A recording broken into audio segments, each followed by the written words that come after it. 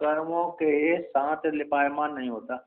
जो विद्वान है ऐसा वो विद्वान ब्रह्मज्ञानी कर्मों से हम संश्लिष्ट नहीं होता।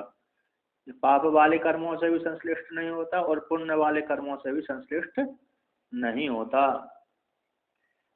और किंतु जो अज्ञानी है वह पाप वाले कर्मों से भी संश्लिष्ट होता है और पुण्य वाले कर्मों से भी संश्लिष्ट होता है, किंतु विद्वान दोनों कर्मों से युक्त नहीं होता, चाहे वो करे अथवा न करे। तो यहाँ पर कहते हैं ज्ञान रूप अग्नि कैसी, वो शुभ शुभ रूप कर्मों को शीघ्र ही जला देती है। जैसे उदाहरण दिया कि कमल के पत्ते के ऊपर रखा हुआ जल उस कमल के पत्ते के साथ संबंध नहीं कर पाता। उसी में आगे कहते हैं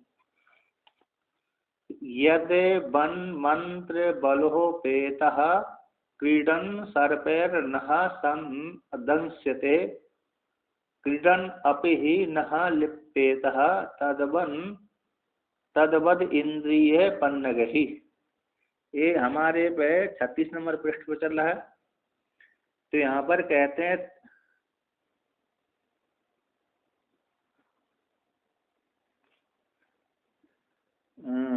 तो कहते हैं यदवत दृष्टांत जिस प्रकार से मंत्र बल से युक्त है, कोई व्यक्ति जैसे सपेरा है, सपेरा मंत्र बल से युक्त रहता है, तो मंत्र बल से युक्त होने के कारण वह सर्पों के साथ खेलता है।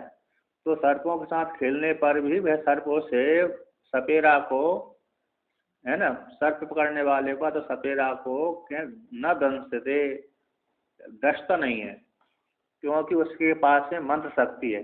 तो मंत्र शक्ति के प्रभाव से वह सर्प उसको हानि नहीं है। हाँ जी जी। तो मंत्र शक्ति के प्रभाव से सपेरा उसके साथ खेलता है, पकड़ता है, खेलता है, फिर भी वह मंत्र शक्ति के प्रभाव से उस सर्प उसको नहीं डस पाता। यदि डस भी लिया है ना तो वो मंत्र शक्ति के प्रभाव से क्या कर देता, समाप्त कर देता है उस जहर को। एक तो डस नहीं पाता, फिर डस भी लिया तो फिर उतार लेता है तुरंत उस पॉजिटिव खा करके। तो उसी प्रकार से ये दृष्टांत हो गया, दाष्टान्त में घटाते हैं कि कीड़न अपि न लिप्यते तद्वद इंद्रिय पन्न गई। इंद्रिय रूप सर्पों के साथ विद्वान कीड़ा करता हुआ हो, कीड़ा करता हुआ भी उन इंद्रियों के साथ संबंध होकर के भी, इंद्रियों के साथ संबंध करने पर इंद्रियों द्वारा कीड़ा करता हुआ भी वह विद्यमान कर्मों से लिपायमान नहीं होता, न शुभ वाले कर्मों से न अशुभ वाले कर्मों से। तो इंद्रिय रूप सर्पों के साथ विषयों का सेवन करने पर भी वह उन विषयों से संबंध नहीं रखता, आसक्त नहीं हो पाता। इस प्रकार से वर्णन किया। जैसे सर्प है, सपेरे को नहीं डस पाता है उसके साथ खेलने पर भी। और दूसरा उदाहरण देते हैं, मंत्र औषधि ही बलयद्वद जीर्यते भक्षितम विषम तद्वत सर्वाणि पापानि जीर्यन्ते ज्ञानिनः क्षणात्। कहते जिस प्रकार से किसी व्यक्ति ने विष खा लिया, क्या खा लिया, समस्या से ग्रस्त होकर के, अथवा किसी ने किसी को खिला दिया, चिड़ हो गई थी, दुश्मनी हो गई थी, उस व्यक्ति ने खिला दिया, अथवा स्वयं ही किसी स्त्री पुरुष ने खा लिया, विष खा लिया। तो विष खा लेने के पश्चात मरने वाला ही था। जैसे आत्महत्या करते हैं तो व्यक्ति आत्महत्या करने के पश्चात विष, आत्महत्या करते उस काल में विष खा लेते हैं समस्या को लेकर के। तो कहते हैं जब विष का असर होता है तो कहते हैं बचाओ बचाओ बचाओ, इस चिल्लाते रहते हैं। उसी प्रकार से फांसी लगाने वाले भी ऐसे ही होते हैं, जब फांसी लगा लेते हैं तो इसके पश्चात चिल्लाते हैं मेरे बचाओ बचाओ बचाओ बचाओ, ऐसा प्रयोग करते हैं। तो यहाँ पर कहते हैं भक्षितम विषम, यदि किसी ने भक्षण कर लिया है तो मंत्र औषधि बलय जीर्यते, वह विष कैसा है, मंत्र है, औषधि है आदि, मंत्र के बल और औषधि के बल के द्वारा वह खाया हुआ जो विष है वो नष्ट हो जाता है, जीर्ण शीर्ण हो जाता है, नष्ट हो कर देते हैं। जैसे किसी ने विष खा लिया है तो विष खा लेने के पश्चात उससे बालक, किसी स्त्री पुरुष ने यदि विष खा लिया है तो उसको घी पिला दिया जाए, तो घी पिला देने से क्या हो जाता है, विष का असर कम हो जाता है। समाप्त भी हो जाता है और कम भी हो जाता है, क्योंकि घी पच नहीं पाता, इसलिए वो घी अंदर जाता है, तो अंदर जाने के पश्चात घी अपना असर प्रभाव दिखलाता है और फिर वमन करवा देता है। तो वमन करते ही सारा जहर बाहर निकल जाता है, और जो घी की शक्ति है, घृत की शक्ति है, वह उसके शरीर में लग जाती है, पुष्ट हो जाती है, तो बल प्रदान कर देते हैं। तो उसी प्रकार से जिसने विष खा लिया, वह मंत्र और औषधि के बल से वह विष को क्या कर लेता है, भक्षे पचा देता है, नष्ट कर देता है। उसी प्रकार तद्वत उसी प्रकार से सर्वाणी पापानी, जैसे सारे पापों को जीर्ण कर देता है। कौन? ज्ञानी ना, क्षण भर में ही, ज्ञान के प्रभाव से ज्ञानी ही क्षण भर में ही ज्ञान के प्रभाव से क्या कर देता है, नष्ट कर देता है, जीर्ण शीर्ण कर देता है। जीर्ण शीर्ण होने के पश्चात नष्ट हो जाते हैं। जीरियंती वह हानु। तो यहाँ पर कहते हैं इस प्रकार से तथा सूत्रकारा। अब ये श्रुति स्मृति और पुराण, इनका उदाहरण दे दिया। लिंग पुराण का वर्णन आया, ये लिंग पुराण में आया था। अब लिंग पुराण के पश्चात अब है यहाँ पर कहते हैं ब्रह्म सूत्र का उदाहरण देते हैं। तो ब्रह्म सूत्र में भी इसी प्रकार से व्यास भगवान ने प्रतिपादन किया है कि ज्ञानी को ज्ञानी कर्मों के साथ संबंधित नहीं होता।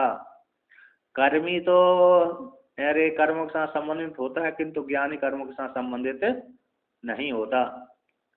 तो उसी को लेकर के आगे कहते हैं, ब्रह्म सूत्र का उदाहरण देते हैं यहाँ पर कि तथा च सूत्रकारा, उसी प्रकार से शब्द पुरुषार्थो अतः शब्दार्थ बादरायणा इति, इस सूत्र के द्वारा कहते हैं बादरायण मुनि मानते हैं कि शब्द से, शब्द रूप ज्ञान से पुरुषार्थ, पुरुषों जो चार पुरुषार्थ हैं, धर्म अर्थ काम मोक्ष, उनमें से जो चौथा पुरुषार्थ है शब्द के द्वारा, यानी ज्ञान के द्वारा, ज्ञान के द्वारा ज्ञानी ही चौथे पुरुषार्थ को प्राप्त कर लेता है, ऐसा बादरायण आचार्य मानते हैं।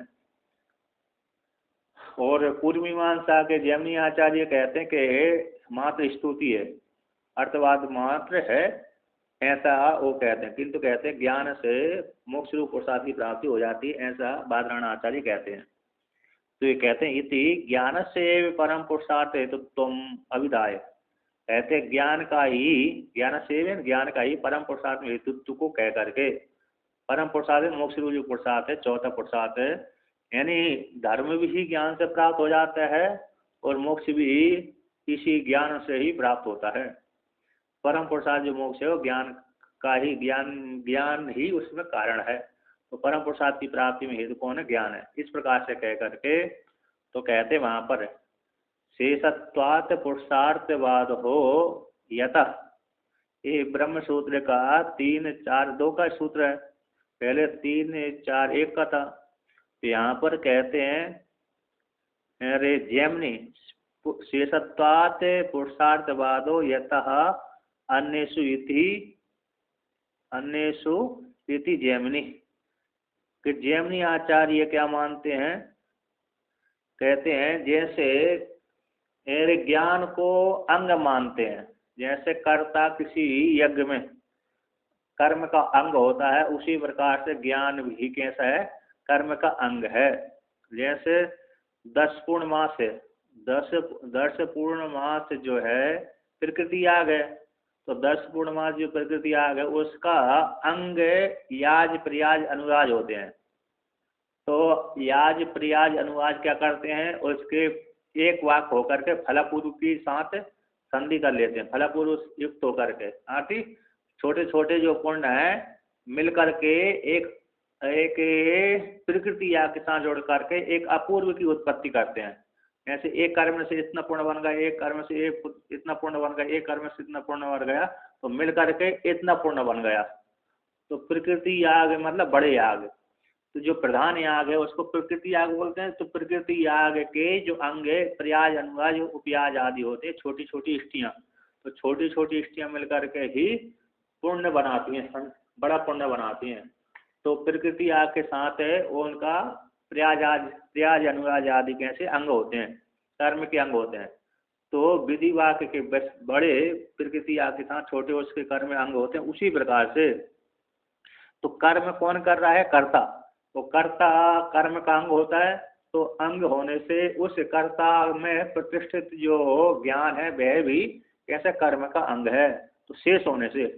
तो पुरुषार्थवाद जो ज्ञान है, पुरुष के लिए चौथा जो अर्थवाद मोक्ष रूप जो है, तो वह कहते हैं शेष है, शेष होने से। शेष होने से मतलब कहते कर्मों का अंग रूप से है। ज्ञान कर्म का अंग रूप से स्वीकार किया गया है, क्योंकि ही वह शेषत्व होने से। ऐसा जिस प्रकार से प्रकृति याग का याज उपयाज आदि अंग होते हैं, उसी प्रकार से जो पुरुषार्थवाद भी है वह भी कर्म का अंग है। ऐसा इस प्रकार से है, अन्यों में भी जान लेना चाहिए और अन्य में भी जानना चाहिए, ऐसा आचार्य मानते हैं। क्योंकि कर्म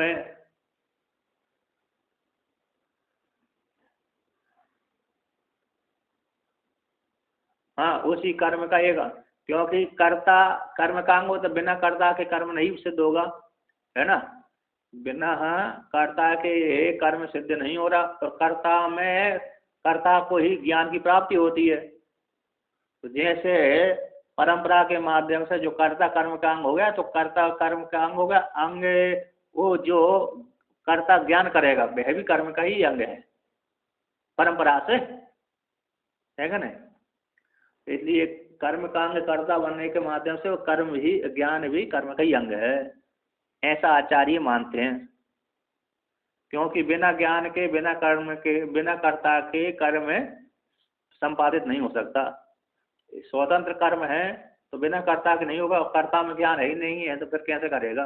क्योंकि कर्म कर्ता के द्वारा जो ज्ञान रूप मोक्ष प्राप्त हुआ है, ब्रह्म ज्ञान की प्राप्ति हुई है, वह भी एक कर्म का ही अंग है। कर्म का अंग होने से परिच्छिन्न फल को देगा, या स्वर्ग आदि फल है ना, उस फल की प्राप्ति होगी। और जहाँ पर जो कहते हैं पुरुषार्थ मोक्ष हो जाएगा, यानी तुम व्यापक हो जाओगे, आकाश के बाद हो जाओगे, अजर अमर हो जाओगे, एक कैसे स्तुति हो गई उसकी कर्ता की।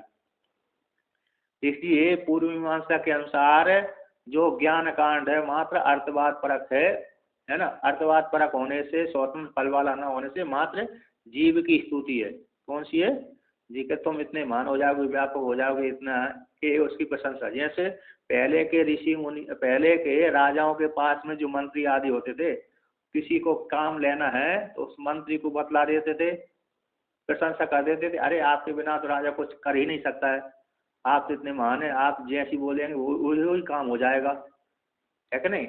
अभी तो रिश्वत लेना पड़ती है, रिश्वत के बिना कार्य नहीं चलता, किंतु पहले तो एक रिश्वत थी, प्रशंसा कर दिया, तो प्रशंसा करते ही वो भूल जाता था व्यक्ति, तो यार इसलिए वो काम कर देता था। तो इत्यादि तो यहाँ पर कहते, तो अर्थ वो जो यहाँ पर कैसे पूर्व मीमांसा के अनुसार ज्ञान कांड मात्र अर्थवाद परक है, और जीव की स्तुति के लिए मात्र है कि जीव इतना महान हो जाएगा, व्यापक हो जाएगा, इसी इस प्रकार से ज्ञान करना चाहिए। तो कहते हैं पुरुषार्थवाद चौथा पुरुषार्थवाद है कि शेष है कर्म का अंग होने से, ऐसा जिस प्रकार से अन्यों में भी जान लेना चाहिए, ऐसा जैमिनी आचार्य मानते हैं। उदाहरण दिया यहाँ पर ब्रह्म सूत्र में, यस्य पर्णमयी जुर्भवति न स पापम श्लोकम शृणोति।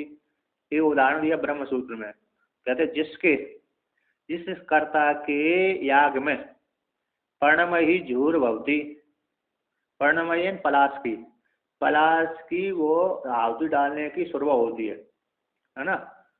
तो पर्णमयी झूर भवती यानी पर्णमयी पलाश यानी छोला, मतलब यहाँ पर जो जिसके दोनों पत्थर बनाए जाते हैं वो पलाश होता है ना। बहुत सभी जगह प्राप्त होता है पूरे भारत में, तो इसके दोनों पत्थर बनाए जाते, पहले बनाए जाते थे, आजकल भी बनाते हैं लेकिन कम हो गए। तो जिसकी, तो यहाँ पर कहते हैं जिसकी किसानों के लिए वो उसी से फसल बांधते थे पहले, है ना। जूड़ की जड़ है ना, पलाश की जड़ खोदते थे, इससे रस्सी वो बनाते थे, एक एक धागा निकालते थे, फिर फसल बांधते थे, और रस्सी भी उसी से बनती थी। कहते जिस कर्ता के यज्ञ में पर्णमय ही जू भवती, यानी पर्णमय यानी पलाश की जू भवती शुरू होती है, न सा पापम श्लोकम शृणोति, कि वह वो कर्ता को कैसे नहीं होता, अरे पाप की सुनने की, मतलब पाप की प्राप्ति नहीं होती, यानी उसको कोई दोष की प्राप्ति ऐसा नहीं होता कि इसने अच्छा कर्म नहीं किया, ऐसा नहीं किया, पाप रूप श्लोक को नहीं श्रवण करता, अतः उसकी सारे पाप निवृत्त हो जाते हैं। तो जिसकी यज्ञ में अरे पर्णमय जुड़ी रहेगी, उस यजमान की, उस कर्ता रूप यजमान का यज्ञ फलीभूत हो जाएगा, और उसको पाप यानी पाप रूप पापमय फल की प्राप्ति नहीं बल्कि यश की प्राप्ति होगी, है ना। यशमय मन पूर्णमय यश की प्राप्ति होगी इस प्रकार से। तो यहाँ पर कहते हैं, यहाँ पर पर्णमयी झू, तो पर्णमयी झू की प्रशंसा हो गई। जो पलाश की सुरवा है उसकी यहाँ पर स्तुति हो गई कि जिस याग में अरे पलाश की झू होती है, सुरवा होती है, जिससे घी की आहुति डाली जाती है। क्या डाली जाएगी? कीर्तन। जैसे जैसे अभी लोग पंडित ब्राह्मण आदि क्या करते हैं, वो चांदी की बना लेते हैं, कोई तांबे की बना लेते हैं ना, पीतल तांबे की, तो उससे आहुति डालते हैं। लेकिन पहले किससे डालते थे? पर्णमयी झू यानी पलाश की। तो पलाश की बना लिया, पलाश की बनाने से उसी से आहुति डालते थे। अभी मिलती है बाजार में लकड़ी की। तो यहाँ पर पर्णमयी झू कैसे हो गई? प्रशंसा हो गई, तो शेष हो गए, तो कर्म का शेष है वो। पर्णमयी झू कैसी है? कर्म के अंग का शेष है, कर्म का अंग है, ठीक है ना। तो उसकी पर्णमयी झू की प्रशंसा हो गई और कर्म का अंग है। उसी प्रकार से कर्ता कर्म का अंग है, तो कर्ता के द्वारा प्राप्त होने वाला ज्ञान भी कर्म का अंग है। इसलिए वो ब्रह्म ज्ञान कैसे है? मात्र अर्थवाद परक है और अंग कर्म का अंगभूत है। इस प्रकार से जैमिनी आचार्य मानते हैं।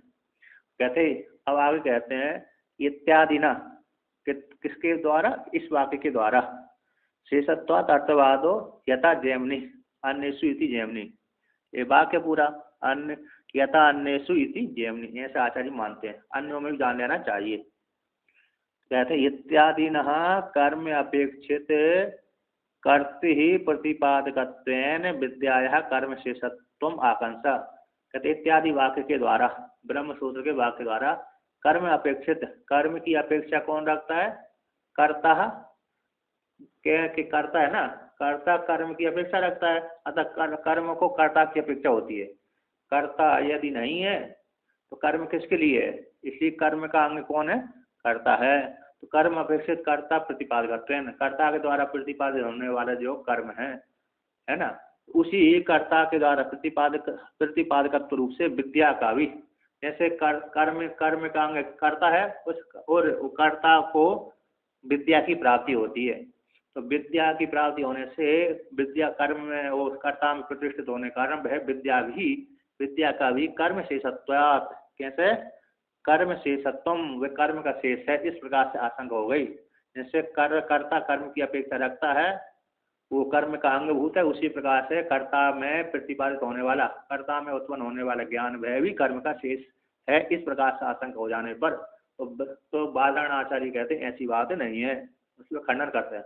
कहते अधिक उपदेशातु बादरायणस्य, कहते बादरायण मुनि ने क्या कर दिया यहाँ पर कि यहाँ पर जीव का खंड, जीव क्या है? अधिक उपदेशात, अधिक उपदेशात मतलब कैसे? जीव से ऊपर उठ करके उपदेश किया। सारे वेदांत वाक्य से परमात्मा के स्वरूप का बोध कराते हैं। अतः जीव का स्वरूप का बोध नहीं कराते, जीव की प्रशंसा नहीं करते, बल्कि परमात्मा की ही प्रशंसा करते, परमात्मा के स्वरूप का बोध कराते हैं। भूतार्थवाद की सिद्ध वस्तु जो ब्रह्म है उसका ही कथन करते हैं, ना कि जीवात्मा का। कहते हैं अधिक उपदेश होने से बादरायणस्य, कहते हैं अधिक उपदेशातु बादरायणस्य एवं तद्दर्शनात्, इस प्रकार से देखा जाता है। अतः कैसे?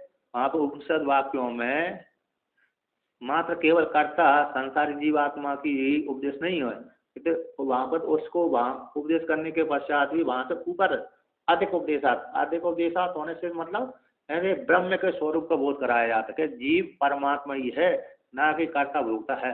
सारी उपाधि को हटा करके परमात्मा के स्वरूप का बोध कराते हैं कि परमात्मा ही संपूर्ण जगत का सृजन करने वाला है, पालन करने वाला है, संहार करने वाला है। और यहाँ पर कहते हैं वह ज्ञान कर्म का अंग नहीं बल्कि मोक्ष का देने वाला है, वो परम पुरुष भूतात्वाद को बोध कराने वाला है, ना कि कर्म के जैसे अनुवाद रे ओ कौन सा गुणवाद और अनुवाद वाला ये ज्ञान नहीं है, बल्कि भूतार्थ वाला ज्ञान है, भूता सिद्ध वस्तु का कथन करने वाला है। यहाँ हाँ, भूतार्थ सिद्ध वस्तु, और गुणवाद और अनुवाद तो विरोध होने पर होता है। जैसे गुणवाद कैसे कर दिया? अरे आदित्य रूपा है ना, तो आदित्य यूपा है, तो किसी ने कह दिया ये यू कैसा आदित्य है, तो स्पष्ट स्पष्ट जान पड़ता कि आदित्य में इतनी चाकचिक्य है और इतना तेज है, वो युग कैसे हो सकता है। युग तो 2 3 4 घंटे के बाद सूख जाएगा, और आदित्य तो जब से देख रहे हैं उदित होता रहता है, अस्त होता रहता है। तो इसलिए कहते हैं विरोध हो जाने पर गुणवाद करके आदित्य जैसे जैसे आदित्य की उपमा कर दी, इस युग में आदित्य की उपमा कर दी, जैसे आदित्य प्रकाश वाला है, चाकचिक्य वाला है, उसी प्रकार से युग भी कैसे चाकचिक्य वाला है। केले केले का खंबा रहता ना, केले का स्तंभ है यूप है, तो वो चाकचिक्य को लेकर कहते हैं। और अनुवाद गुणवाद, ये गुणवाद हो गए। अनुवाद कैसा है, तो अनुवाद करते हैं अग्निर्हिमस्य भेषजम, है ना। तो अग्निर्हिमस्य भेषजम मतलब किसी ने कोई अग्नि और ठंडी की ओर दी है। अग्नि में व्यक्ति मतलब ठंडी के समय में अरे व्यक्ति तापते हैं, आजकल आप तापते होंगे, है क्या नहीं। तो ठंडी का मौसम चल रहा है, तो कहते हैं अब ये लोग प्रत्यक्ष प्रमाण के द्वारा ही सिद्ध है कि अग्नि ठंडी के समय है, व्यक्ति क्या हो जाते हैं आग के पास में चले जाते हैं। अब वही बात के इसी बात को, लोक सिद्ध बात को ही यदि वेद कहे तो मात्र कैसा हो गया, अनुवादक हो गया। कैसा हो गया, अनुवादक। अरे वो तो वेद की बताने की जरूरत नहीं, वो पहले से ही व्यक्ति जानता है कि अग्नि ठंडे की ओर दी है, और वेद बताएगा तो उसमें कौन सी चरितार्थ हो जाएगी। तो यदि बता रहा है तो कहते अनुवाद मात्र कर रहा है। अग्निर्हिम से भी भेजे, अग्नि ठंड की ओर दी है। किंतु भूतार्थवाद कैसा है, जो गुणवाद भी नहीं है जिसमें, और अनुवाद भी नहीं है, दोनों का जिसमें अभाव है, और प्रत्यक्ष प्रमाण आदि के द्वारा प्राप्त नहीं होता, उसको जो बोध कराता है वो भूतार्थवाद है। अतः जो सिद्ध वस्तु का बोध कराता है, जैसे वज्र हस्त पुरंदरा, तो वज्र हस्त पुरंदरा प्रत्यक्ष प्रमाण के द्वारा भी सिद्ध नहीं है, अनुवाद भी नहीं है, और दूसरे अन्य प्रमाणों के द्वारा जाना भी नहीं गए, मात्र वेद को छोड़ करके। तो सिद्ध वस्तु को कथन कराया, तो सिद्ध वस्तु यानी भूतार्थवाद होती है। तो सिद्ध वस्तु का जो कराते उसको भूतार्थवाद कहते हैं। तो कहते हैं अधिक उपदेश होने से, तो भूतार्थवाद के माध्यम से ब्रह्म का ही बोध कराया गया है, ना कि जीव का। जीव का यदि बोध कराया, जीव को तो वहां कर्ता भोक्ता आदि को हटा करके निर्विशेष में ले गए। वो कैसे ले गए,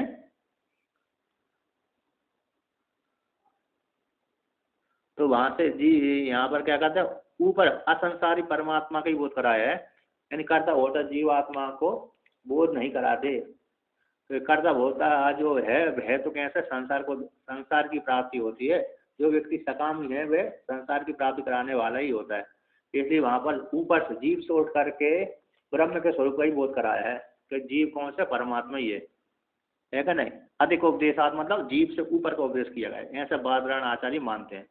कहते इत्यादि ना, इस वाक्य के द्वारा कर्तृत्व आदि संसार धर्म रहता है। अब हते पापत्व आदि ही रूप है ब्रह्म उपदेशात। कहते इत्यादि वाक्य द्वारा, इत्यादि ना इत्यादि वाक्य रूप सूत्र के द्वारा कर्तृत्व आदि जो धर्म थे जीवात्मा के, उनसे ऊपर को उठा दिया, उनको त्याग करवा दिया। कर्ता भोक्ता नहीं है आत्मा परमात्मा। तो कर्ता है, भोक्ता है, सुखी है, दुखी है, जन्म है, मृत्यु आदि वाला परमात्मा नहीं है। तो और अज्ञान आदि भी नहीं है, अविद्या अस्मिता राग द्वेष पंचक्लेश आदि भी नहीं है। तो कर्तृत्व आदि संसार धर्म से रहित अपहत पापादि रूप ब्रह्म उपदेश, जो परमात्मा कहते हैं अपहत पाप, जिसके पाप आदि सारे अपहत हो गए, नष्ट हो गए, इत्यादि ही रूप वाला ब्रह्म का उपदेश है। इस ब्रह्म का उपदेश वेदांत वाक उपनिषद वाक करते हैं, ऐसे आचार्य बादरायण आचार्य मानते हैं। तो कहते हैं तद विज्ञान पूर्वक हम तो कर्म अधिकार सिद्धि, तद विज्ञान है कि नहीं, तो ज्ञान पूर्वक ही कर्म, ज्ञान पूर्वक तद विज्ञान ब्रह्म के ज्ञान पूर्वक ही कर्म के अधिकार की सिद्धि होती है। ज्ञान पूर्वक ही कर्म के अधिकारी की सिद्धि की आशा रखता है। कौन करता है, पुरुष। ज्ञान पूर्वक ही कर्म के अधिकार की सिद्धि रखती है। तो आसनस्य कर्म अधिकार हेतु हो क्रियाकारक फल लक्षण से समस्तस्य प्रपंचस्य अविद्याकृतस्य विद्या सामर्थ्यात् स्वरूप उपमर्दन उपमर्द उपमर्दनात्, उपमर्द एक उप है, उपमर्द, हाँ उपमर्द दर्शनात्। तो उपमर्द दर्शनात् कर्म अधिकार उच्छित्ति संगाद भिन्न प्रकरणत्वात् भिन्न कार्यत्वाच्च परस्पर विकल्प समुच्चय अंगांगी भावो व नास्ति प्रतिपाद्य। तो कहते हैं अतएव च अग्नि ईंधन आदि अनपेक्षा इति। तो यहाँ पर कहते हैं तद विज्ञान है ब्रह्म के विज्ञान पूर्वक ही कर्म के अधिकार सिद्धि रखती है, आशा रखते हैं तू, किंतु कहते पुरुष का आसनस्या ऐसी आशा रखने वाले का, आशा सानस्या, तो आशा सानस्या करते यहाँ पर आशा रखने वाले पुरुष का आंग उपसर्ग पूर्वक सासु इच्छायाम धातु, सासु इच्छायाम धातु से इच्छा रखने आनस प्रत्यय कर दिया। तो आनस प्रत्यय कर देने से क्या हो गया, आशा सान, षष्ठी का एक वचन कर दिया तो आशा सानस्य, ऐसे आशा रखने वाले कर्ता का कर्म के अधिकार में हेतु, जो कर्म के अधिकार का हेतु है, ऐसे ज्ञान के माध्यम से, है ना, ज्ञान पूर्वक कर्म अधिकारी की सिद्धि की आशा रखता है, उसके कैसे जो आशा रखने वाला व्यक्ति है उसके कर्म के अधिकार के हेतुभूत जो क्रिया कारक फल है, कैसे क्रिया है कारक है फल लक्षण वाले समस्त संसार का, यदि ज्ञान पूर्वक कर्म करेगा, जो ब्रह्म ज्ञान पूर्वक कर्म करेगा, तो ज्ञान की आशा रखने वाला व्यक्ति जो कर्म के अधिकार का हेतु बनता है, ऐसे क्रिया कारक फल लक्षण वाले समस्त प्रपंच का जो अविद्या के द्वारा बनाया गया था, अविद्या के प्रश्न नहीं अविद्या के द्वारा बनाया गया था, ऐसे उस कर्म का, ऐसे उस पुरुष के लिए कहते हैं विद्या सामर्थ्यात है, विद्या की सामर्थ्य से, किस विद्या के सामर्थ्य से, यानी ब्रह्म ज्ञान की विद्या के सामर्थ्य से ये जो संसार है, जो ब्रह्म ज्ञान की आशा रख रहा है, ऐसे कर्ता का जो अविद्या के द्वारा प्राप्त होने वाला संसार है, क्रियाकारक फल वाला संसार है, ये सारा विद्या के सामर्थ्य से कैसे हो जाता, नष्ट हो जाता है। स्वरूप उपमर्द है, जो स्वरूप का उपमर्दन करने वाला है, दर्शन से ज्ञानात है, ज्ञान से विद्या स्वरूप के उपमर्द है ना, अविद्या के स्वरूप का उपमर्दन कर देता है दर्शन से, है ना, स्वरूप का और स्वरूप के ज्ञान से, आत्म स्वरूप के ज्ञान से अविद्या आदि जो था संसार था उसका नाश कर देता है। वो कहते हैं कर्म अधिकार उच्छित्ति प्रसंगात, तो कर्म के अधिकार की उच्छित्ति का प्रसंग हो जाने से, किसके द्वारा, ब्रह्म ज्ञान से, कहते भिन्न प्रकरणत्वात् है, और कहते हैं इसलिए ज्ञान का प्रसंग अलग है, कर्म का प्रसंग अलग है, तो भिन्न प्रकरणात, भिन्न प्रकरण होने से भिन्न कार्यत्वात्, और भिन्न कार्य होने से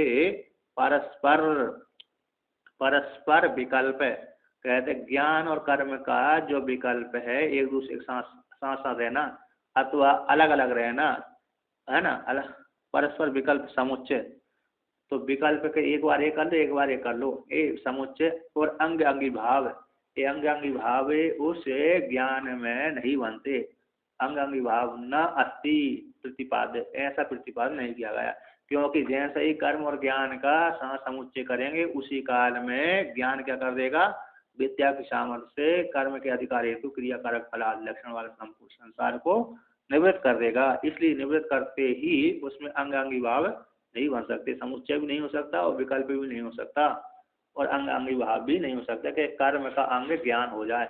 जैसे ही अंग बनाएंगे उसी, जैसे ही कर्म का ज्ञान को अंग बनाएंगे उसी काल में ज्ञान क्या हो जाएगा, अपनी सामर्थ्य के अनुसार उस कर्म को नष्ट कर देगा, ठीक है ना। इसलिए ज्ञान का प्रसंग अलग है, कर्म का प्रसंग अलग है, ज्ञान कर्म का प्रसंग एक साथ नहीं हो सकता, ज्ञान कांड और उपासना कर्म कांड एक साथ नहीं चलते। ज्ञान कांड जैसे, हाँ, तो ज्ञान का और कर्म का समुच्चय नहीं है, ना अंगांगी भाव है ना समुच्चय है, इसलिए जैसे ज्ञान आरंभ करेंगे उसी काल में कर्म का नाश हो जाएगा, है क्या नहीं, तो विद्या की सामर्थ्य से कर्म का नाश हो जाता है, ये इसका तात्पर्य है। ज्ञान की आशा रखने वाला पुरुष के, है ना, तो ज्ञान की आशा रखने वाला जो पुरुष है, जो कर्म का हेतु है, कर्म अधिकार के हेतु क्रिया कारक फल संसार लक्षण था उसका अविद्या के द्वारा बनाया था, ऐसी विद्या के सामर्थ्य से उस कर्ता कारक कर्म आदि फल आदि सारे समाप्त हो जाते हैं। तो स्वरूप का उपमर्दन हो जाने से विद्या के द्वारा अविद्या के स्वरूप का जो कर्ता है, क्रिया है, कर्म आदि स्वरूप का उपमर्दन हो जाने से और कर्म अधिकार की उच्छिति, कर्म अधिकार का जो उच्छेद हो जाता है, उच्छेद का प्रसंग हो जाता है। तो इसलिए कर्म का प्रसंग अलग है, विद्या का प्रसंग अलग है। तो भिन्न प्रकरण होने से, भिन्न कार्य होने से, दोनों के कार्य कर्म और विद्या के भिन्न भिन्न कार्य होने से, अलग अलग काम न होने से, तो परस्पर विकल्प है, परस्पर एक दूसरे का विकल्प, एक आज ये कर लिया वो कर लिया, ये विकल्प होता है, ये भी कर सकते ये भी नहीं कर सकते, है ना। जैसे विकल्प का अर्थ सूर्य उदेति अनुदिति ज्योति, सूर्य ज्योति अनुदिति ज्योति। या तो आप सूर्य उदित होने से पहले ही क्या कर सकते हैं, हवन कर सकते हैं, अथवा सूर्य उदित होने के बाद हवन कर सकते हैं। उदित ज्योति अनुदित ज्योति, है ना। सूर्य के उदित होने पर हवन करता है, सूर्य उदित होने से पहले ही हवन कर लेता है। तो यहाँ पर जैसे विकल्प है, ऐसे इसमें विकल्प नहीं होता। तो अंगांगी भाव भी जैसे प्रयाज अनुवाज आदि प्रकृति 10 पूर्णमास्याग के अंगांगी भाव है।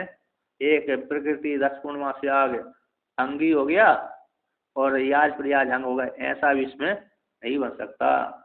कर्म और ज्ञान का समुच्चय संभव नहीं है। इति इस प्रकार से कहते हैं। तो उदाहरण दिया है, क्या तो एव अग्नि इंधनाद इंधनादि अनपेक्षा, जैसे क्या करती है। तो यहाँ पर कैसे, यहाँ पर वर्णन किया है, ब्रह्म सूत्र में आया है। एक ब्रह्म सूत्र का 3, 4, 25 का सूत्र है। कहते हैं अग्नि, यहाँ पर वर्णन करते जब कहते हैं अंगांगी भाव नहीं बन सकता है ना। अंगी भाव नहीं बन सकता, तो कर्म कांड में और ज्ञान कांड में अंगांगी भाव नहीं बनना है, फिर कर्मों की अपेक्षा होनी नहीं चाहिए, है ना। कर्म नहीं करना चाहिए ना, ऐसी बात नहीं है। कहते जैसे अग्नि जलाने के लिए तो अरे उसकी ईंधन आदि जरूरत पड़ती है, किंतु अग्नि जब प्रचलित हो गई ना, कैसे हो गई, प्रचलित हो गई, उस काल में क्या कर देती है। यहाँ पर अग्नि को लेकर के यहाँ पर क्या कर लिया, यहाँ पर अग्नि ईंधन आदि अपेक्षा। तो अग्नि शब्द से अग्नि ईंधन आदि शब्द को लेकर के यहाँ पर कहते हैं आश्रम भेद कर्म लिया गया है। कैसे, आश्रम ग्रस्त वानप्रस्थ संन्यास ब्रह्मचर्य आश्रम। तो जैसे ग्रस्त आश्रम है, तो ग्रस्त आश्रम ब्रह्मचर्य व्यक्ति ब्रह्मचारी गुरुकुल में जाकर के वेद अध्ययन करता है। तो वेद अध्ययन करने के पश्चात फिर वहाँ से उपवन समूर्तन संस्कार करा करके घर में आते दारा का संग्रह करता है। तो दारा को संग्रह करने के पश्चात फिर वह क्या करता है, अग्निहोत्रादि कर्म करता है। तो अग्निहोत्रादि कर्म जो अग्नि ईंधन की अपेक्षा को लेकर होते हैं अग्निहोत्रादि कर्म, तो ये आश्रम भेद जो कर्म है उसकी अपेक्षा नहीं रहती ज्ञान कांड को। किसको नहीं रहती, ज्ञान कांड को। ये आश्रम में भी जो कर्म कांड है उसकी अपेक्षा नहीं रहती। यानी विद्या, ब्रह्म विद्या कहते स्वतंत्र पुरुषार्थ रूप है, इसलिए उसमें अग्नि ईंधन आदि आश्रम वेद कर्मों की अपेक्षा नहीं है। अर्थात ब्रह्म विद्या की उत्पत्ति के लिए तो इनकी जरूरत है। किसकी जरूरत है, ब्रह्म विद्या की उत्पत्ति के लिए तो कर्म कांड उपासना की जरूरत है, किंतु जो परम पुरुषार्थ मोक्ष रूप फल देने के लिए इनकी समुच्चय की जरूरत नहीं है। कि ज्ञान के द्वारा उत्पन्न होने वाला मोक्ष कर्म कांड के द्वारा समुच्चय रूप से हो जाए, ऐसा संभव नहीं है। अग्नि ईंधन आदि की अपेक्षा नहीं रहती किसको, मोक्ष रूप पुरुषार्थ को। मोक्ष ब्रह्म विद्या के द्वारा उत्पन्न होने वाले मोक्ष में ये आश्रम भेद कर्मों की अपेक्षा नहीं होती, मात्र ज्ञान की अपेक्षा होती है। अतः जैसे स्वर्ग में हमको इतना सामान्य ज्ञान है कि स्वर्ग किसी वहां पर यहाँ पर है स्थित है, वेद पुराण वेद के अनुसार। तो परलोक में है, मतलब यहाँ से इतनी दूरी पे है, ऐसा वर्णन कर दिया। और इन जीव का नहीं जाना जा सकता, मरने के पश्चात जाया जाता है वहां पर। तो इस कर्म के द्वारा वो मोक्ष अरे कैसे स्वर्ग रूप फल की प्राप्ति हो जाएगी। तो हमने जैसे कर दिया अग्निहोत्र आदि कर्म कर दिए, अरे 10 पूर्णमास याग कर दिए, उस कर्म के करने से हमको स्वर्ग रूप फल की प्राप्ति हो जाती है। तो ऐसा सामान्य ज्ञान हो गया कि स्वर्ग है वो उस इस कर्म के द्वारा प्राप्त हो जाएगा। ऐसा जिस प्रकार से यहाँ पर कर्म के माध्यम से सीधा स्वर्ग की प्राप्ति हो जाती है, ऐसे कर्म के माध्यम से सीधा ब्रह्म की प्राप्ति नहीं होती। तो कर्म के माध्यम से कैसे होगी? तो कर्म के माध्यम से अंतःकरण शुद्धि, अंतःकरण की शुद्धि के माध्यम से ज्ञान, ज्ञान के माध्यम से फिर मोक्ष की प्राप्ति होती है। इसलिए कहते हैं मोक्ष की प्राप्ति में ज्ञान को इसकी अपेक्षा मोक्ष में कर्म कांड की अपेक्षा नहीं रखती। तो आश्रम भी जो कर्म कांड है उसमें उसको वह कर्म कांड ज्ञान कांड के द्वारा उत्पन्न होने वाले मोक्ष, उस मोक्ष में सहकारी साधन नहीं है, समुच्चय वाला नहीं है। कैसे? उस मोक्ष के लिए कर्म कांड की आवश्यकता नहीं है। ठीक है ना? तो आगे कहते हैं इति विद्यायाः एव परम पुरुषार्थ हेतुत्वात् अग्नि इंधनादि आश्रम कर्माणि विद्यायाः स्वार्थ सिद्धौ न अपेक्षितव्यानि अपेक्षितव्यानीति। कहते हैं यदि इस वाक्य के द्वारा विद्या से ही परम पुरुषार्थ, विद्या ही परम पुरुषार्थ में हेतु है। ब्रह्म विद्या है वह ही परम पुरुषार्थ में मोक्ष रूप पुरुषार्थ में हेतु होती है। कहते हैं उस विद्या मोक्ष रूप पुरुषार्थ के हेतु चौथा जो परम पुरुषार्थ उसमें कहते हैं अग्नि ईंधन आदि, जो अग्नि ईंधन आदि आश्रम विद्य जो कर्म है उन कर्मों की विद्या को अपेक्षा नहीं रहती। विद्या की जो स्वार्थ सिद्धि में, विद्या का स्वार्थ सिद्धि कैसे हो? मोक्ष रूप फल है। तो मोक्ष रूप फल की सिद्धि में विद्या को इन कर्मकांड आदि की आवश्यकता नहीं होती। न अपेक्षितव्यानीति, अपेक्षा नहीं होती। ठीक है ना? किसको? इसमें मोक्ष रूप फल की सिद्धि में, मोक्ष रूप फल की प्राप्ति में विद्या को कर्मकांड की अपेक्षा नहीं होती, किंतु विद्या की उत्पत्ति में कर्मकांड की अपेक्षा होती है। मोक्ष रूप फल में स्वार्थ सिद्धि है, मोक्ष रूप फल में इन कर्मकांड की अपेक्षा विद्या को नहीं होती। मात्र विद्या से ही अपने स्वार्थ सिद्धि की प्राप्ति होती है, मोक्ष रूप फल की प्राप्ति होती है। तो कहते हैं जब मोक्ष की प्राप्ति में विद्या को किसी कर्मकांड की अपेक्षा नहीं होती तो कर्मकांड व्यर्थ हो जाना चाहिए। कर्मकांड की आवश्यकता है नहीं, कर्म करने की जरूरत ही नहीं है, तो विद्या से मोक्ष की फल की प्राप्ति होती है। तो ऐसी कहते, इसको लेकर कहते हैं ऐसी बात नहीं। पूर्वोक्त अधिकरणस्य फले फलम उपसंहृत्य अत्यंतम एवं अनपेक्षायाम प्राप्तायाम। कहते पूर्वोक्त अधिकरण का मतलब कहते अग्नि ईंधन आदि अनपेक्षा अधिकरण के पहले का जो अधिकरण है, ब्रह्म सूत्र में जो अधिकरण आया है इस अधिकरण के, तो कहते यहाँ पर अग्नि ईंधन आदि अनपेक्षा, इस जो अधिकरण है ब्रह्म सूत्र का, इसके ये कितने का है? 3, 4, 25 का है, और आगे वाला जो आ रहा है 3, 4, 26 का है। तो अग्नि ईंधन आदि अनपेक्षा इस अधिकरण के माध्यम से और इसके पहले के प्रकरण के माध्यम से कर्म कांड कैसे हो गए? मोक्ष की प्राप्ति में हेतु नहीं बन रहे। ऐसी प्राप्ति हो जाने पर कह पूर्वोक्त अधिकरण का फल उपसंहार कर दिया कि कर्म कांड से मोक्ष की प्राप्ति नहीं होती बल्कि ज्ञान कांड से मोक्ष की प्राप्ति होती है। तो पूर्वोक्त अधिकरण के फल का उपसंहार करके अत्यंतम एवं, अत्यंत रूप से अनपेक्षायाम प्राप्तायाम, कर्म कांड की अत्यंत अपेक्षा हो जाने पर, अनपेक्ष हो जाने पर कर्म कांड कैसे हो गए? पूर्व अधिकरण के फल का उपसंहार कर दिया। कौन सा? के अग्नि आदि ईंधन की अपेक्षा नहीं रखती ब्रह्म विद्या मोक्ष की प्राप्ति में, यानी ब्रह्म विद्या से मोक्ष की प्राप्ति होती है, कर्मकांड से मोक्ष की प्राप्ति नहीं होती, क्योंकि विद्या अपने स्वार्थ रूप फल की सिद्धि के लिए कर्मकांड की अपेक्षा नहीं रखती। ऐसे अधिकरण का इस अधिकरण में, उससे पहले में आदि में भी अधिकरण का जो फल उपसंहार कर दिया, कौन सा संहार कर दिया कि ज्ञान को मोक्ष की में ज्ञान की आवश्यकता होती, कर्मकांड की आवश्यकता नहीं होती।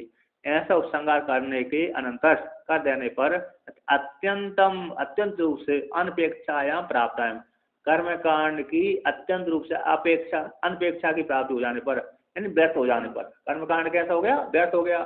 तो मोक्ष रूप फल की सिद्धि नहीं कर रहा है, कर्म कांड क्या नहीं कर रहा? मोक्ष रूप फल को देने वाला नहीं है। इस ऐसी प्राप्ति हो जाने पर तो ब्रह्म सूत्र में फिर सूत्रार्थ सर्वापेक्षा च यज्ञादि श्रुतिर अश्वत, कहते यज्ञादि श्रुति के समान सर्वापेक्षा, कहते ठीक है मोक्ष की प्राप्ति में तो कर्मकांड की अपेक्षा नहीं है, किंतु ज्ञान की प्राप्ति में, ज्ञान की उत्पत्ति में तो कर्मकांड की अपेक्षा होती है। कैसी होती है? ज्ञान की उत्पत्ति में कर्मकांड की अपेक्षा होती है। ज्ञान उपासना कांड की अपेक्षा होती है ज्ञान की उत्पत्ति में, और कर्मकांड की अपेक्षा होती है।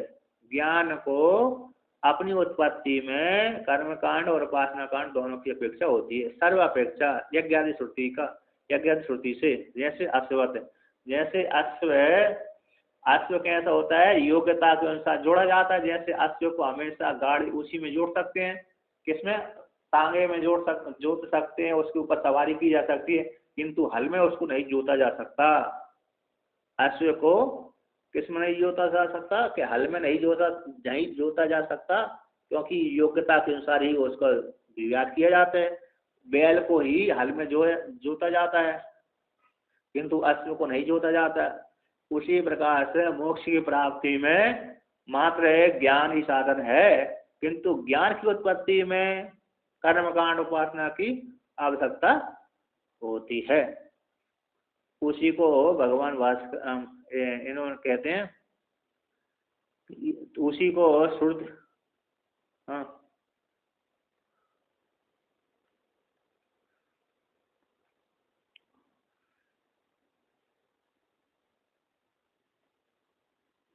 हाँ उस पहले अधिकरण से, किससे? 3, 4, 25 के अधिकरण से तो यहाँ पर ये सिद्ध किया है कि ब्रह्म विद्या के द्वारा उत्पन्न होने वाले जो मोक्ष है, उस मोक्षी सिद्धि में कर्मकांड की आवश्यकता नहीं है। ऐसी प्राप्ति हो जाने पर अब कर्मकांड की आवश्यकता नहीं, सारे कर्मकांड कैसे व्यर्थ हो गए, ऐसी प्राप्ति हो रही है। यानी ज्ञान के द्वारा मोक्ष प्राप्त हो रही है। उस मोक्ष की प्राप्ति में ज्ञान के द्वारा मोक्ष हो गया। अब उस ज्ञान को अपने जो अर्थ है, मतलब अपना जो स्वरूप, ज्ञान के द्वारा उत्पन्न होने वाले फल, उस फल में इन कर्मकांड की आवश्यकता नहीं होती। ऐसे अधिकरण के फल का उपसंहार कर दिया कि ज्ञान से मोक्ष प्राप्त होती, कर्मकांड से नहीं होती। ऐसी प्राप्ति हो जाने पर तो कर्मकांड कैसे हो? व्यर्थ हो गए। कैसे हो गए? व्यर्थ हो गए। ऐसे व्यर्थ होने की कगार पे आ जाने पर फिर ब्रह्म सूत्र में सूत्र आता है कि ना, ऐसी बात नहीं। सर्व अपेक्षा था यज्ञ छोड़ते अश्वत, ये ब्रह्म भगवान भगवान अरे किसका? अरे बादरायण मुनि का है, यानी व्यास जी का है मत है कि नहीं, कर्मकांड कैसे व्यर्थ नहीं है। आता कर्मकांड की आवश्यकता कहाँ होती है? ज्ञान की उत्पत्ति में। ये कर्मकांड कैसे है? ज्ञान की उत्पत्ति में हेतु बनते हैं। कर्मकांड करेगा व्यक्ति, निष्काम पूर्वक कर्मकांड करेगा तो अंतःकरण शुद्धि होगी। अंतःकरण शुद्धि के माध्यम से ज्ञान की प्राप्ति होगी। अब उस ज्ञान के द्वारा ही मोक्ष की प्राप्ति होगी। उसमें टिप्पणी में 2 नंबर टिप्पणी में दिया है, तमेव वेदानुवचनेन ब्रह्मणः विविदिशन्ति यज्ञेन, ये श्रुति आती है।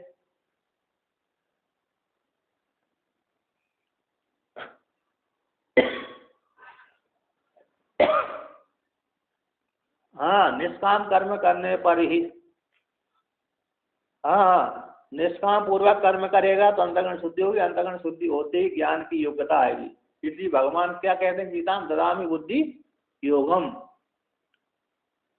भगवान है कृष्ण, उनको भगवान रूप जो कृष्ण है ना, बुद्धि योग दे देते हैं। तो बुद्धि योग का मतलब यही है कि उसको ब्रह्म ज्ञान की प्राप्ति हो जाना। सामान्य बुद्धि आ जाती है, विशिष्ट बुद्धि आ जाती है, मोक्ष वाली बुद्धि भी आ जाती है, और सामान्य लोक में किस प्रकार से लोगों के साथ व्यवहार करना चाहिए वो भी ज्ञान आ जाता है कि नहीं? दोनों प्रकार का ज्ञान आ जाता है। कि अमुक व्यक्ति मेरा शत्रु है, मेरे को नुकसान पहुंचाएगा, अमुक व्यक्ति मेरा हितोषी है, ये मेरे को फायदा पहुंचाएगा, ये भी उसमें तर्क आ जाती है। तो कहते हैं, तो वेद ने भी वर्णन किया कि ब्राह्मण उस परमात्मा को जानने के लिए इनके अनुसार वेदादि वचन के द्वारा, यज्ञ के द्वारा, कर्म के द्वारा, निष्काम पूर्वक कर्म कर के द्वारा उस परमात्मा को जानने की इच्छा करे। इसलिए कर्म कैसे अनपेक्ष नहीं है। अतः कर्मों के द्वारा कर्मों के द्वारा ज्ञान की उत्पत्ति होती है, और ज्ञान की उत्पत्ति से ज्ञान के द्वारा फिर मोक्ष की उत्पत्ति होती है। अब देखिए उसी को वर्णन करते हैं कि सर्व अपेक्षा, चाहे यज्ञ श्रुति से सभी की अपेक्षा होती है। यानी कर्मकांड से ज्ञान की उत्पत्ति कर्मकांड के द्वारा क्या होती है, ज्ञान की उत्पत्ति होती है। अश्ववत दृष्टांत दे दिए, जैसे अश्व अपनी योग्यता के अनुसार रथ में जोड़ा जाता है, उसके ऊपर सवारी की जाती है, किंतु बैल कैसा है, मतलब अश्व हल में नहीं जोता जा सकता क्योंकि उसमें वो अधिकारी नहीं है, ठीक है ना। और बैल कैसा है, बैल को ही हल में जोड़ते हैं, गाड़ी में जोड़ते हैं, उसके ऊपर सवारी नहीं करते बैल के ऊपर, है ना। बैल के ऊपर कभी नहीं देखा होगा, ऐसी जो सवारी करता है तो वो तो बालक मालक होता है, लेकिन जब भी देखा गाड़ी तो ढोते हैं। शंकर जी धर्म के अवतार, धर्म के ऊपर शासन करते हैं, तो बैल धर्म का अवतार कहलाता है, क्योंकि धर्म ही बनाता है वहां पर बैल। जो नंदी है ना, धर्मराज ने, यमराज ने कहा कि मैं आपकी सवारी बनना चाहता हूँ, ठीक है, तो उन्होंने कहा ठीक है, तो बैल बन गए, तो बैल बनकर कुछ होते हैं, तो धर्म उनको ढोता है। तो कहते हैं आप,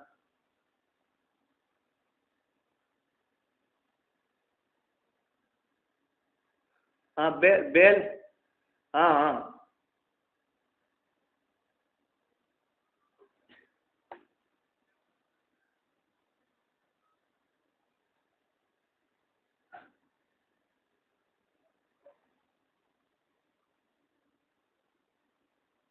नहीं नहीं, वो याक नहीं, वो बैल का नहीं है, याक स्वतंत्र जानवर है वो।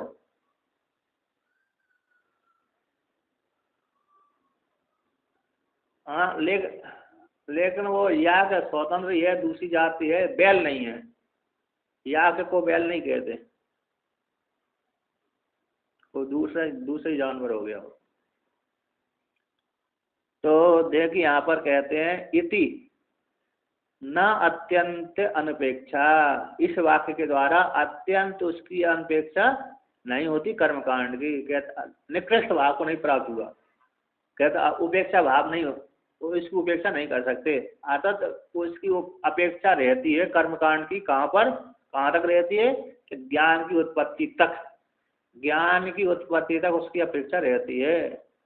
छोटे छोटे मजदूरों की भी अपेक्षा होती है मकान बनाने में, लास्ट में जब उसको क्या कहते हैं, वो बनाया जाता है छत आदि को लेकर के, और मतलब जो बारीकी देखी जाती, वहां पर छोटे छोटे मजदूरों की अपेक्षा नहीं होती, वहां पर किसकी अपेक्षा होती है, जो उसका अरे जानकार होगा, विश्वकर्मा, मतलब अरे विश्वकर्मा इंजीनियर बोलते हैं, हाँ विश्वकर्मा होगा वो, तो उसी की अपेक्षा वहां पर होती है। वहां की ईंट ढोने में और एक गारा देने में और उसी छोटे छोटे मजदूरों की अपेक्षा होती है ना। तो उसी प्रकार से यहाँ पर भी कहते हैं कि कर्म कांड अत्यंत अनपेक्षा वाला नहीं है, अर्थ ज्ञान की उत्पत्ति में तो साधन बनता है। तो उसी को फिर विवरण करते हैं कि उत्पन्ना ही विद्या फल सिद्धि प्रति न किंचित अन्य अपेक्षा थे। कहते हैं उत्पन्न हो गई जो विद्या है वह अपनी फल, विद्या के द्वारा उत्पन्न होने वाले जो फल की सिद्धि है, मोक्ष रूप फल की सिद्धि है, उस सिद्धि के प्रति किसी अन्य की अपेक्षा नहीं रखती, किंतु विद्या अपनी उत्पत्ति में अन्य की अपेक्षा रखती है। कहते उत्पत्ति प्रति अपेक्षिता एवं, किंतु वह विद्या अपनी उत्पत्ति में दूसरे की अपेक्षा रखती है। जैसे उदाहरण दिया जाता ना, जैसे कोई शिष्य अपने गुरु की सेवा करता है कि नहीं, तो गुरु की सेवा तो वो अच्छी करता है, खूब बारीकी से करता है, अरे झाड़ू लगाता है, पोंछे लगाता है, उनके बर्तन आदि धो देता है, बर्तन धोता है, उनके वस्त्र आदि धोता है, तो वो तो यारे उनकी सेवा अच्छी प्रकार से करता है, किंतु वो अपनी सेवा कम कर पाता है। कहता वो अपनी सेवा की वो इच्छा करता है कि मेरी सेवा कोई दूसरा कर दे। देखा कि नहीं देखा आपने? जैसे जो बड़े बड़े यारे जो महात्मा जी होते हैं ना, मंडलेश्वर आदि है ना, तो अब उनकी उनकी सेवा में उनके शिष्य लगे रहते हैं, तो शिष्य बढ़िया सेवा करते हैं, तो वो तो वो भी सोचता है कि मेरी नहीं, वो भी सोचता है कि मेरे कोई बर्तन मांज ले, झाड़ू लगा दे, कमरे में पोंछे लगा दे, है कि नहीं, इधर उधर कपड़े फेंक के चला जाता है। तो ऐसा है, तो उसी प्रकार से वो दूसरे की अपेक्षा रखता है। तो यहाँ पर कहते उत्पत्ति प्रति अपेक्षा है, तो उत्पत्ति के प्रति अपेक्षा रखती है विद्या, किसकी? कर्मकांड की। किंतु जो ज्ञान कांड है वो अब अपनी फल की उत्पत्ति में दूसरी की अपेक्षा नहीं रखती। जैसे शिष्य है अपने गुरु की सेवा में दूसरे को नहीं लगने देता, ये जानते यदि दूसरा लगा तो मेरा नंबर कटा, है क्या नहीं? कभी कभी बहुत जगह ऐसा होता है।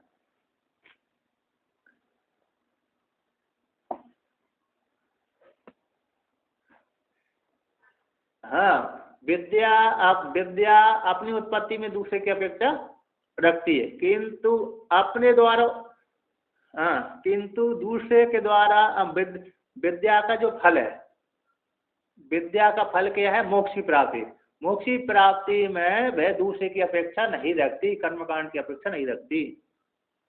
इस प्रकार से अब उसी को श्रुति के द्वारा वर्णन करते हैं कि विद्या की उत्पत्ति में कौन कौन से साधन है, कि विविधि संति यज्ञेन इति, विविधि संति यज्ञेन तमेवं तमेतम वेदानुवचनेन ब्राह्मण विविधि संति यज्ञेन। कैसे? तम उस परमात्मा को वेदानुवचन के द्वारा ब्राह्मण जानने की इच्छा करे, यज्ञ आदि के द्वारा जानने की इच्छा करे। यज्ञ आदि के द्वारा जानने की इच्छा करे मतलब कहते कर्मकांड करे निष्काम पूर्वक, तो निष्काम पूर्वक कर्म करेगा तो अंतःकरण शुद्धि, अंतःकरण शुद्धि तो ज्ञान की प्राप्ति, ज्ञान के द्वारा पर मोक्ष की प्राप्ति। इस वाक्य के द्वारा इति श्रुतेर, इस श्रुति से विविधिशः साधनत्वेन कर्मणः उपयोगम दर्शितवान, के विविधिशा ज्ञानी का साधन, ज्ञान की साधन रूप से, विदिशा नहीं विज्ञान है, तो विविधिशा का साधन रूप से, इन ज्ञान के साधन रूप से कर्मों का उपयोग इस श्रुति के द्वारा दिखलाया गया है। तो कहते तथा उसी प्रकार से अगला सूत्र आता है ब्रह्म सूत्र में, न अविशेषात, तो कहते न अविशेषात, और दूसरा सूत्र आता है वहां एक कितने का? 3, 4, 13 का है, तो 3, 4, 14 का लेते हैं। स्तूयते अनुमतिर वाह, ये सूत्र है। कहते हैं न अविशेषात, तो न अविशेषात विशेष कहते हैं यहाँ पर एक उसमें उदाहरण देते हैं। न अविशेषात सूत्र में भगवान भास्कर उदाहरण देते हैं कि जो कुर्वन् व्याकर्माणि जिजे विशेषतम समा एवं तो न तेस्तोषि न कर्म लिप्यते नरे, तो यहाँ पर ये सामान्य श्रुति है, सामान्य रूप से विधान करती है, ना कि विशेष रूप से। अविशेष है मतलब ज्ञानी का यहाँ पर वर्णन नहीं किया कि ज्ञानी भी करे, किसका करे? ज्ञानी को भी कर्म करने, कुर्वन् व्याकर्माणि जिसे विशेष सतम समा, है ना, एक ज्ञानी के लिए कर्म करने का नियम है, ये विशेष श्रुति ऐसा प्रतिपादन नहीं करती, सामान्य श्रुति है। हाँ, सामान्य श्रुति है, इससे सिद्ध होता है कि ज्ञानी भी कर सकते हैं, अज्ञानी तो करना ही चाहिए, किंतु ज्ञानी कर भी सकता है, नहीं भी करे, ज्ञानी की मर्जी है कि वो कर्मकांड कर भी सकता है अथवा नहीं भी कर सकता। जैसे ज्ञान होने के पश्चात ज्ञानी चाहे भक्ति कर भी सकता है अथवा नहीं भी कर सकता, उसके ऊपर शासन नहीं होता। ये सामान्य श्रुति है, कुर्वन् व्याकर्माणि जिजे विशेष सतम समा एवं तो न तेस्तोषि न कर्म लिप्यते नरे, इसमें विशेष का प्रतिपादन नहीं किया। ज्ञान का कहते ज्ञानी कर्म करे ही, ऐसा विशेष का प्रतिपादन नहीं किया गया है क्या नहीं? तो तत्व विषय की ये श्रुति नहीं है, सामान्य श्रुति है। तो यहाँ पर ना ऐसी बात नहीं है कि श्रुति श्रुति किसका वो करा थी, ज्ञानी को विषय करने वाली, ऐसी बात नहीं है। अविशेषा सामान्य श्रुति है। उस सामान्य श्रुति सूत्र में फिर भगवान भास्कर ने क्या है ये ईशावास्योपनिषद का ये श्रुति उदाहरण दिया है। कहते स्तूयते, तो ज्ञान की यहाँ पर प्रशंसा की गई है। कहते स्तूयते ज्ञान की स्तुति के लिए ये श्रुति आई है। ये 3 4 14 का है, 3 4 13 का ऊपर वाला। तो ज्ञान की स्तुति मतलब, तो ज्ञान की स्तुति कैसी हो जाएगी इस वाक्य के द्वारा कि यदि विद्वान कर्मकांड करता है, यदि विद्वान क्या करता है, ज्ञानी हो गया, ज्ञान होने के पश्चात भी यदि कर्म का सेवन करता है, उपासना करता है, भक्ति करता है, तो कहते हैं और सकाम मतलब जो फल वाले भी कर्म कर देता है, पुण्य वाले और पाप वाले भी कर्म बन जाते हैं। तो ज्ञान की महिमा से उनके साथ वो संबंधित नहीं होता। एक ज्ञान की स्तुति के लिए स्तुति है। कैसी है? इस सूत्र के द्वारा कहे यदि ब्रह्म ज्ञानी कर्म कर देता है ज्ञान होने के पश्चात, जैसे राजा जनक है, तो राजा जनक ने भगवान कृष्ण ने, भगवान राम जी ने, चलो ये तो राम जी और भगवान कृष्ण भगवान तो भगवान है, इनमें तो कोई समस्या नहीं रहती, किंतु राजा जनक है ना, भगवान तो किसी कर्मों से लिपायमान नहीं होते, इसलिए वो उदाहरण के रूप में नहीं आते, वो कम ही दी है। लेकिन जो सामान्य है, ऋषि मुनि है, राजा आदि हैं, ये उदाहरण के रूप में प्रस्तुत किए जाते हैं कि जो कर्म करते हैं ज्ञान होने के पश्चात, तो वो फलाशक्ति से आसक्त हो जाना चाहिए, पाप वाले फल से अथवा पुण्य वाले फल से, तो ना। तो ज्ञान की स्तुति के लिए कि देखो यदि ज्ञानी कर्म, पाप वाले भी कर्म यदि उससे बन गए अथवा पुण्य वाले कर्म भी उससे बन गए, तो वह उनसे लिपायमान नहीं होता। अनुमति यानी कर्म की अनुज्ञा,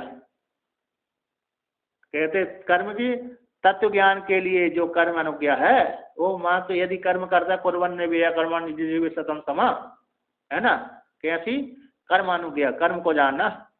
तो यदि कर्म करता है तो कैसा है, तो कर्म करने वाला व्यक्ति यदि अनुमोदन करता है कि कर्म करना चाहिए, वेद है, तो कुर्वन्ने भी कर्माणि से, तो व्यक्ति इस कर्म करता है, पुण्य वाले कर्म का यदि ब्रह्म ज्ञानी करता है, तो वो मात्र कैसे है, तो उन कर्मों से वह लिपायमान नहीं होता। इसलिए स्तुति के लिए है ये मंत्र है। ईशावास्योपनिषद के द्वारा ज्ञान हो गया, कुर्वन्ने भी कर्माणि, ये विद्या की स्तुति के लिए आया है।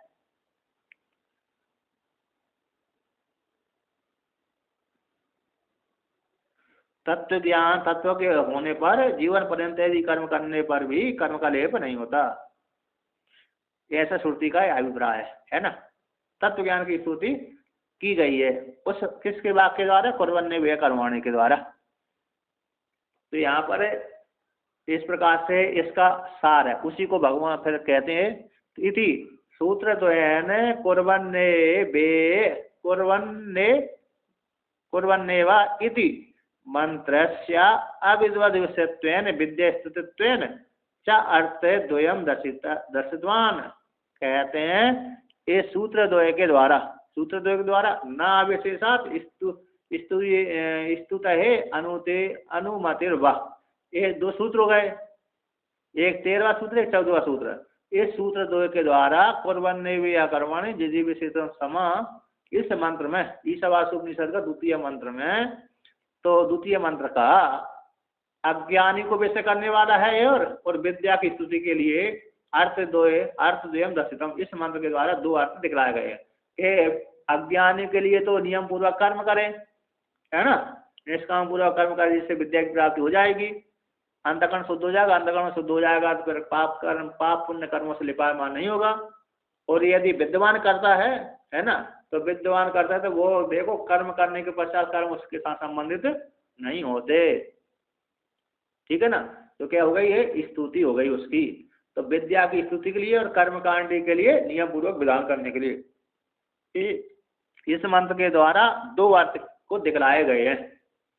अर्थ स्वयं प्रदर्शितवान दिखलाया गया है इस मंत्र के माध्यम से, है ना, समझ में। तो मतलब क्या, 2 अर्थ निकल गए। अतः उक्तेन प्रकारेण ज्ञान से मोक्ष साधनत्वाद युक्ता परोपनिषद आरंभा, कहते हैं युक्त, इसलिए कहता उक्त उक्त न्याय से आता, इसी हेतु से उक्तैन प्रकार, उक्त प्रकार के द्वारा, इस प्रकार के द्वारा कि ज्ञान से मोक्ष की प्राप्ति होती है और ज्ञान कर्मकांड आदि के माध्यम से प्राप्त होता है और ज्ञान से मोक्ष की प्राप्ति होती है। इसी हेतु से ज्ञान से ज्ञान का ही मोक्ष साधनत्वात् है, ज्ञान ही मोक्ष में हेतु बनता है। तो यहाँ पर कहते हैं ज्ञान से एव, एव कार के द्वारा निर्धारण किया गया कि ज्ञान ही मोक्ष में हेतु है निश्चित रूप से, क्योंकि अन्य योग विवच्छेद क्यों वर्णन करते हैं, अन्य योग विवच्छेद, ज्ञान का ही मोक्ष, ज्ञान ही मोक्ष का साधन है। तो ज्ञान से ही मोक्ष की प्राप्ति होती है, इसी ज्ञान ही मोक्ष का साधन होने से युक्त है, ठीक ही है, इतनी युक्त ही है कि पर उपनिषद, आगे का जो उपनिषद है उपनिषद का आरंभ करना ठीक ही है।